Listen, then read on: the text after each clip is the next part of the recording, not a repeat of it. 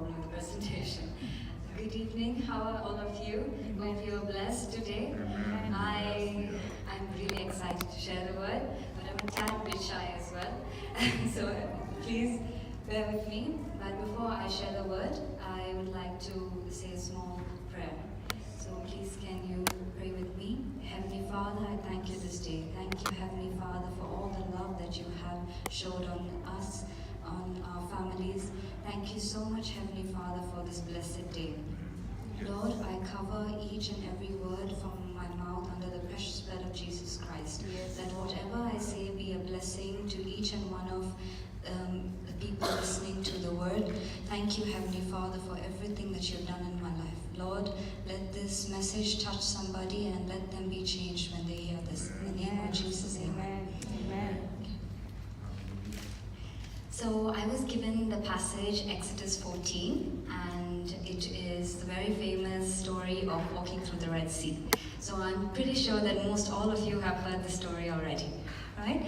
So before I go into Exodus 14, I'm just going to tell you what is the behind story. So can we have the next slide? Yes, so in Exodus 13, this is where the Israelites have just now been freed from the Egyptians. And so they are free. And they have been on a journey, and that's where our Exodus 14 starts. Now, this is the map of olden day Israel. If you can see the orange line going down, that's the road of the Israel, is how Israel took the path. Now, the yellow line is actually the easier path. That means God could have let them go through the yellow line, the easier path to get to the destination, which is through the land of the Philistines. But God didn't, because he said that if I let them go to the land of Philistines, do you think the Philistine army are just going to let Israel walk through them? Nope. No.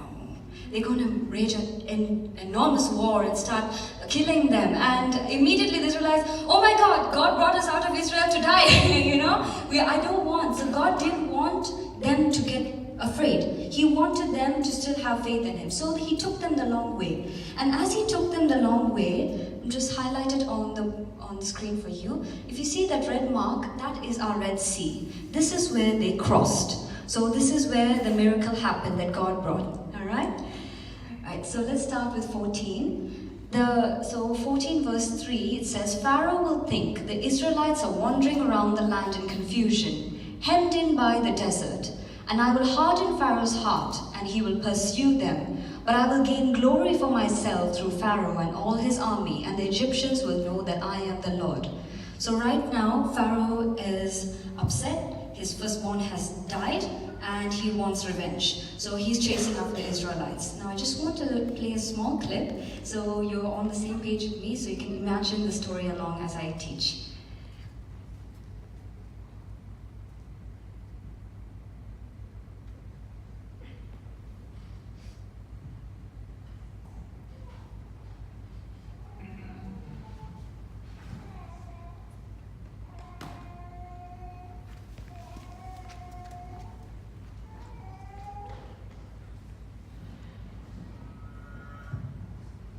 Just scroll down. If you scroll down on the presentation,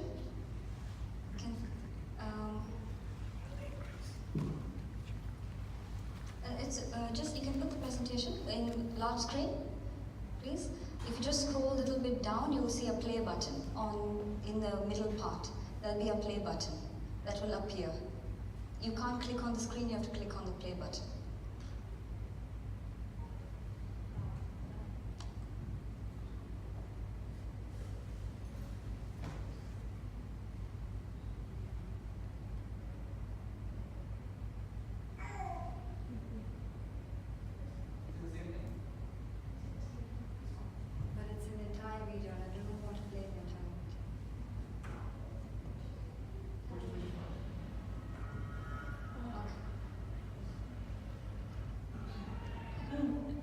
From the beginning, please.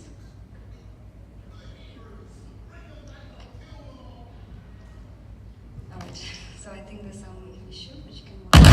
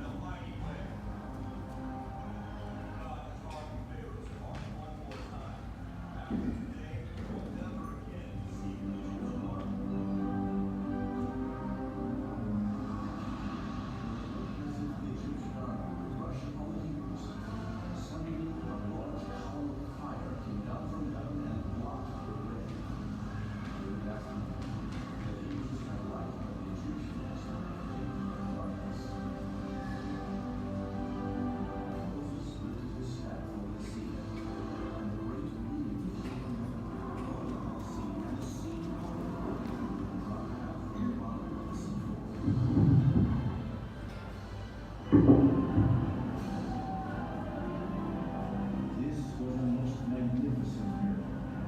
The children of Israel walked across the sea on dry land. In the future, if the sea of our God will make paths in the sea, everyone would know that there is but one God, and his name is Jehovah. Amen. Hallelujah.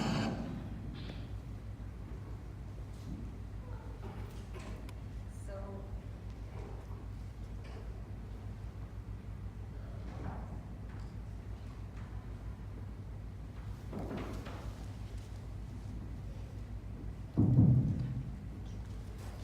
right. So we got that small picture of what happened in Exodus 14, right? So let's start reading.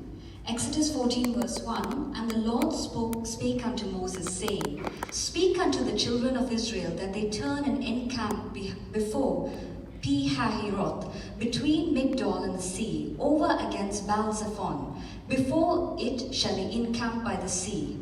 For Pharaoh will say of the children of Israel, They are entangled in the land, the wilderness had shut them in. Now, over against Baal-zephon. This word is something interesting. Now, you've heard the word Baal. I'm sure you all heard Bible stories. Who is Baal? He's the Canaanite god. The Canaanite god. Excellent. He is the Canaanite god. So basically, he's a demonic spirit. Now, Baal-zephon means the Canaanite storm god, Baal. Now, I want you to imagine your biggest fear. Just imagine your biggest fear. Just take a second to imagine, right? I hope you have it in your head. Now, imagine that biggest trouble or fear you fear so much just right in front of you right now. What is your reaction?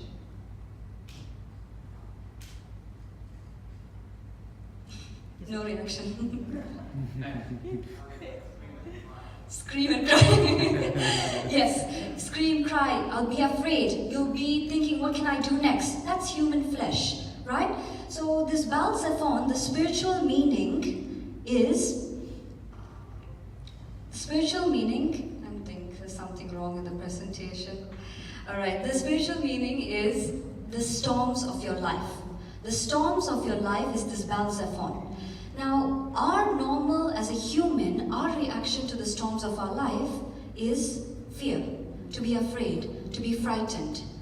But what does God say when we have a storm in our life? What is His solution? It's given in His Word. Devil doesn't want me to preach today, I think.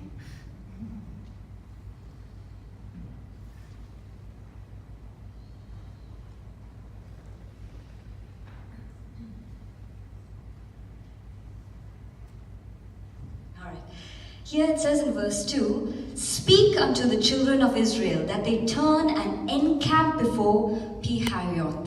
What is the meaning of encamp in English? In English, the word encamp means settle in, make tent. Now tell me, if you're going for war, do you make tent? No. No. You make a tent when you're on vacation, when you're relaxing, you're just resting. Basically, it means rest. So what God's saying, you're facing your giant. You're facing the storms. What's God's solution? Rest. What does He say? Rest. Encamp. Children of Israel. Rest. Why rest?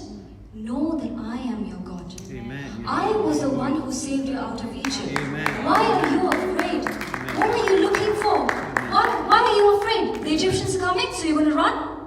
I took you out of Egypt in the first place. Amen. So what do? Rest. My God is for me. Who can can stand against me? I will rest knowing my Jesus is for me. Right? Amen. Amen. Amen. Hallelujah. Now, it's interesting because this word encamp is not the only indication of rest. This interesting weird word that even I can't pronounce, piharioth, is another indication. The Israelites stopped in 42 stations. These 42 stations are basically the different places that Israel stopped.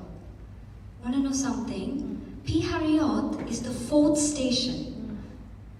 So the 4th station, as in the 4th place where they stop. What's interesting is this number 4. What is this number 4? What does it symbolize in the Bible? So I've put up here two important meanings of the number 4. The Sabbath and the creation. Now how the Sabbath? What has it got to do with the Sabbath?